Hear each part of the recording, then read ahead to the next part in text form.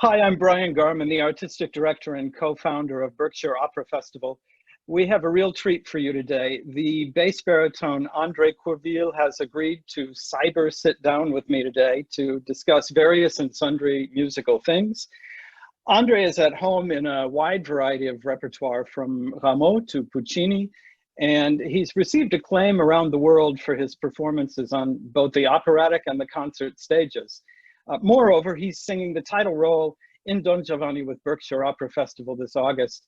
And I'm so happy that he's agreed to join us today. André, welcome to you. Hey, thank you so much. Thanks for having me. Happy to be here.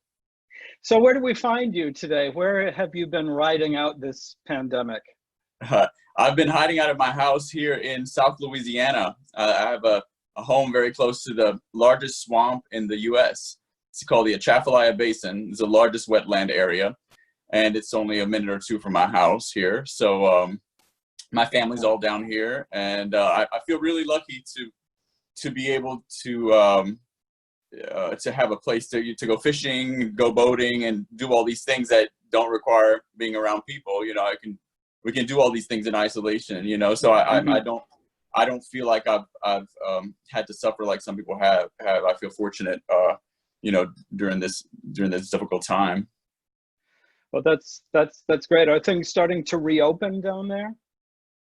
Yes, restaurants have all reopened, and a lot of things have started to reopen. My family and I are still playing it as safe as we can. Sure. But so we're not really going out and doing things. A lot of people down here are living just as they did before. You know, people are having parties and doing those things like that. So, you know, I mean, I don't know, but we're just playing it safe until we have more information, know what's going to happen with all this. Sure, better safe than sorry. I've been here in Manhattan where things still are largely not open, but you know, my kingdom for a haircut to best, or like Shakespeare. But I digress. You say that you're spending time with your families. That means you're from Louisiana originally, are you not? Yes, I grew up. Not exactly where I am now, but about 10 minutes away, in a small town called Cecilia. So small. How small are we talking? Well, I'd say about 1,000 people. Small. Yeah. The town I'm in now, Henderson, has 1,500. So yeah, very very small towns. We're part of the greater Lafayette area. I see. So Lafayette might have a couple 100,000 people. It's a bigger town. So it's about 20 minutes away.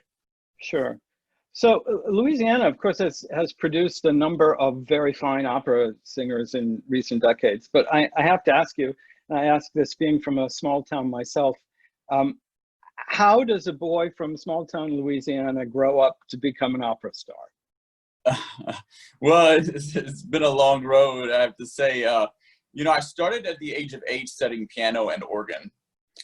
And we had a piano at home growing up. And when I was about 7 or 8, I would play things on the piano just by ear. And so I had a cousin that was a church organist. My mom asked if she would give me lessons, and she agreed. So she started me right away on the organ because she needed a substitute. The small town, she didn't have any, so she wanted to train me early, and I took to it, you know, really easily, and I started actually playing. I got my first church job at the age of 12, and I was directing choir and playing the organ at 12. Wow. If you can imagine that. And I heard my first opera when I was 16, and that was Lucia di Lammermoor. And I just, after seeing that opera, I said, you know, I got to do that one day.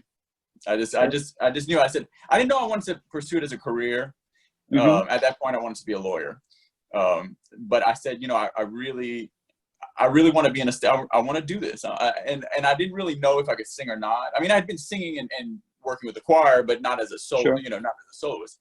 So, so I found a teacher, started taking lessons, and he encouraged me to, you know, pursue singing. He said, you know, should really try this, you know, as a career. I said, no, I'm going to be a lawyer. you know, and all that stuff. So something practical. Yeah, well, yeah. I was really interested in law for some reason at that point. But music, my whole life was music. I mean, the church music and playing piano and all this.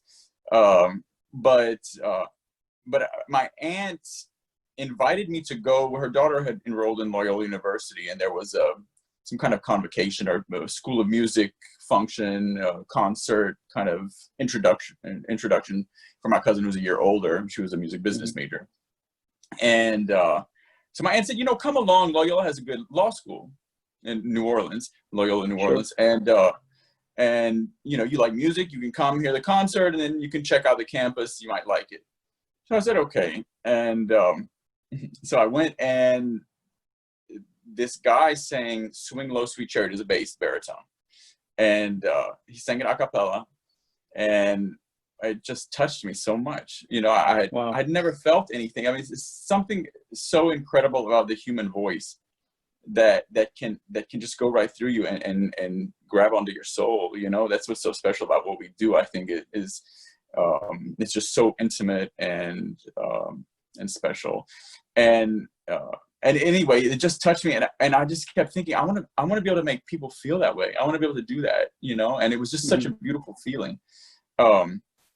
So I got home and I sang Swing Low, Sweet Chariot about 1,000 times every day, trying to get my voice, you know, to sound like that. And I said, you know, I don't think I can do anything other than music for the rest of my life.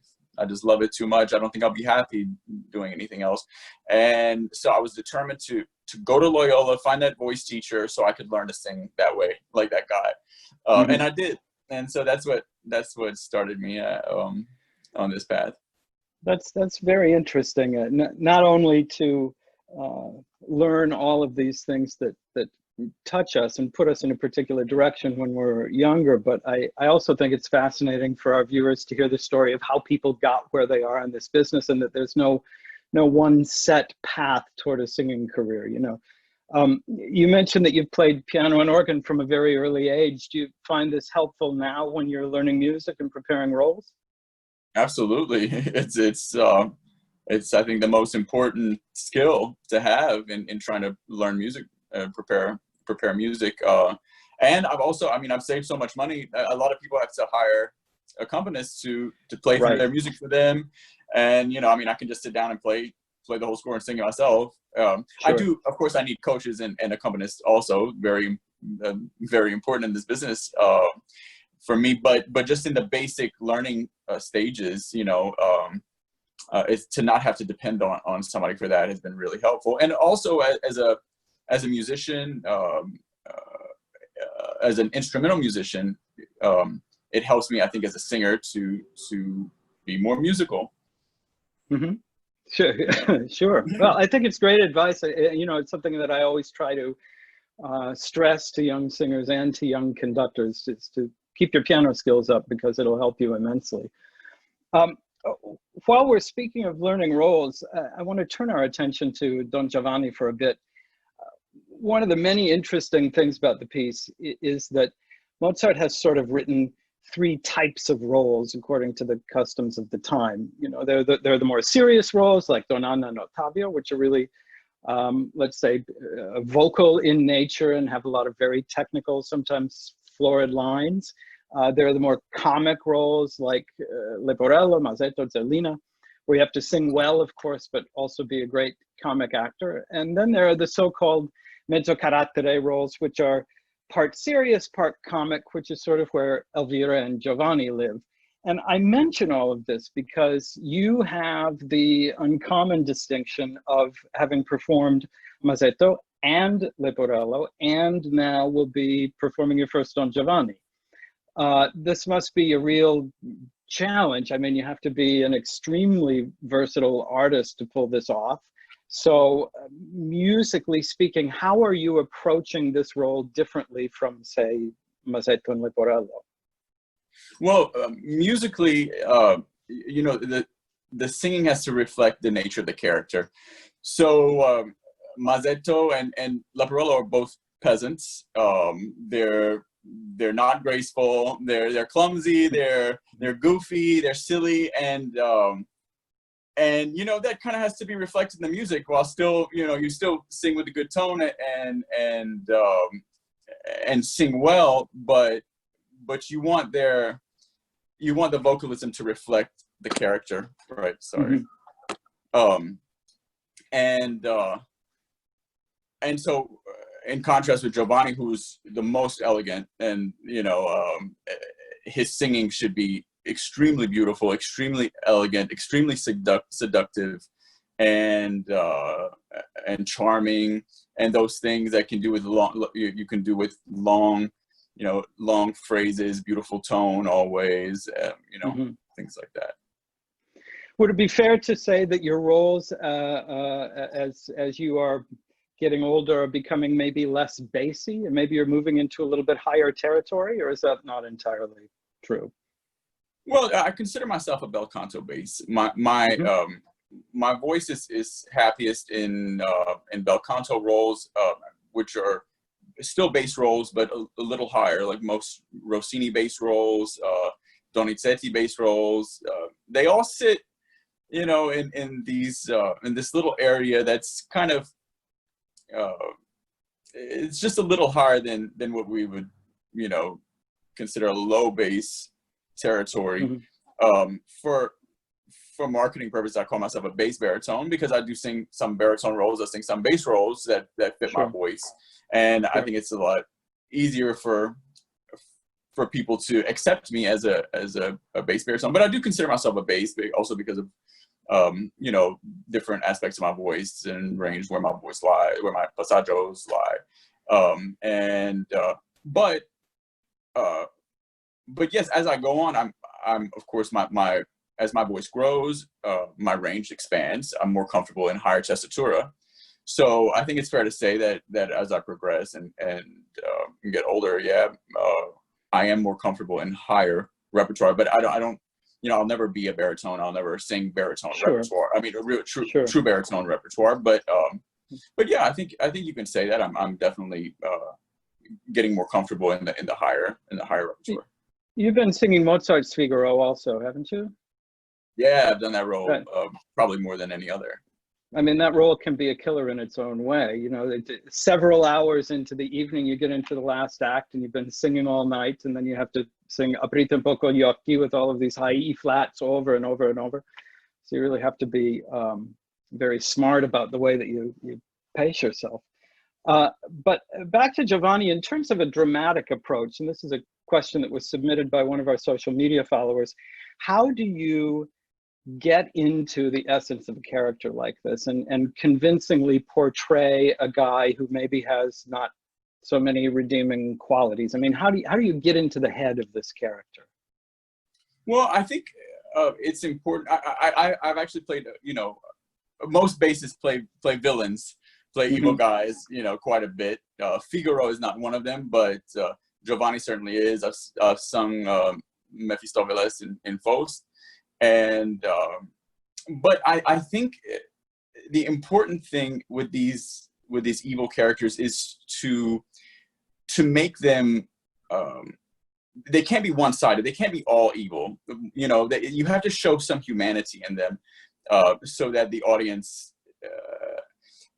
I guess you want the audience to see themselves in any character, you know, so that they can relate to the character, and otherwise they'll hate your character.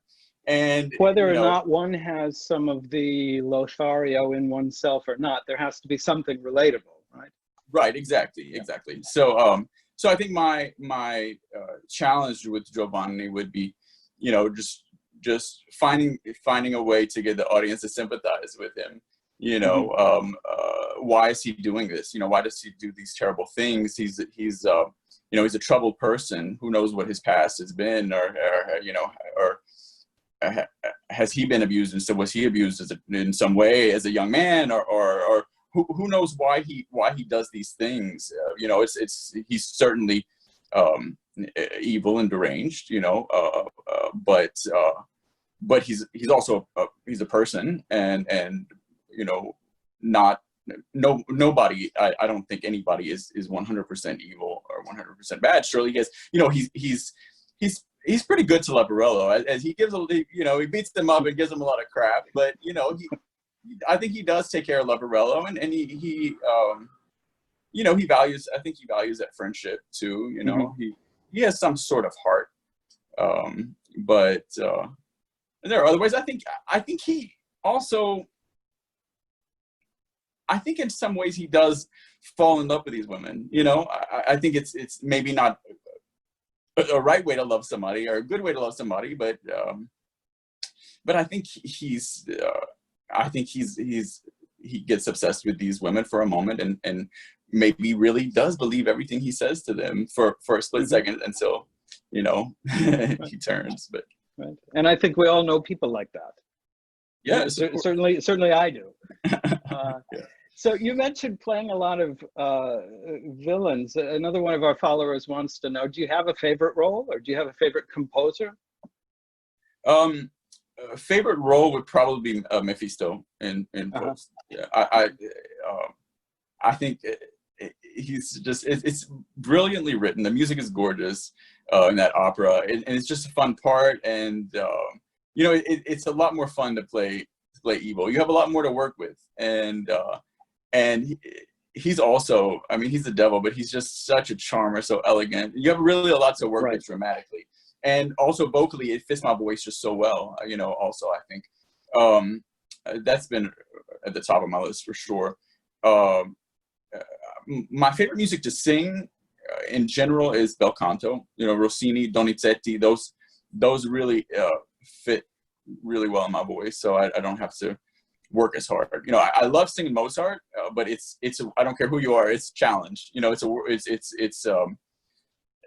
a lot of work, and your voice has to be in line perfectly, and you really have to be smart about it. You can't ever, in Mozart, you can't kind of go on autopilot. You know, you always have to think about what you're doing vocally, but when it all lines up, you know, it's really rewarding and beautiful. Well, I'm so glad that you mentioned enjoying to sing the bel canto repertoire. I think you're so gifted with that stuff. Our audience in the Berkshires got a whole bel canto summer last August, so they got to hear and learn a lot of it. And I remember when you and I met a couple of years ago, and you sang Alfonso's aria from Lucrezia Borgia, Donizetti. It's an aria that doesn't come up all that often, which is too bad because it's nice to hear. But in addition to your beautiful voice, I remember you sing so musically, and you really understand legato, which, as far as I'm concerned, is the foundation of everything in life. And you really have an innate stylistic sense of this music. So it's certainly no surprise to me that you enjoy it. I hope there's more of it in your future. Speaking of your future, what's coming up once we pull ourselves out of this? Well, first I want to say thank you for all those nice things you said. Yes, I do. Yeah, I do work hard at keeping those legato and the style, bel canto style is so important. I did the Caramore Young Artist Program, actually, and they helped me a lot work on. I mean, they specialize in bel canto. They really work on those things, and I really learned a lot from them there. So in the future, I have some great things coming up. Some bel canto is what I've you know, I've been doing mostly Mozart for a while now, just because everybody does Mozart. You know, it's just really popular. So I've just had a lot of that, but I'm happy to have Maria Stuarda at Zurich Opera. That's September and October, right after Don Giovanni, and I'm singing Larcessel. That's my debut in Zurich. And then in January and February, I'm singing at Houston Grand Opera, Alidoro in Cenerentola, and Titurel in Parsifal. Oh, well, very different, but yeah, great. Yeah. André, before I let you go, do you have any non-musical interests you'd like to share with us? What occupies your time when you're not singing? Well, you know, since I've been home here, I've really caught up on my fishing. I love to fish, and I love to crab. You know, we have crabs down here on the coast, so And I love to cook, and we're a big cooking and eating family. I mean, the culture down here, Cajun culture, is famous for great food. So my favorite thing to do is go fishing and come back home with mom, and we cook it up for the family. And so that's, it's really rewarding too, to eat what you caught, and it's fresh, where it's coming from. Do you have any specialties? We all know the gumbos and etouffees, and is there anything you really enjoy cooking?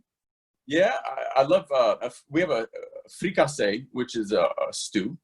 So there's the three basic is gumbo, etouffee, and fricassee.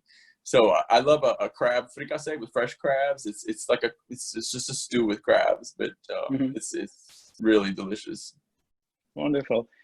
Well, I'm so happy that you've taken the time to chat with us today, and happier still that you're going to be joining us in the Berkshires in August. I know that we'll be hearing a beautifully sung and multi-layered performance from you. So please come and hear André as Berkshire Opera Festival's Don Giovanni, with performances on Saturday, August 22nd, Tuesday, August 25th, and Friday, August 28th. Tickets are on sale through our website, which is berkshireoperafestival.org. André, thanks so much for joining us, and I look forward to seeing you in person very soon. Likewise, thanks for having me. Thanks.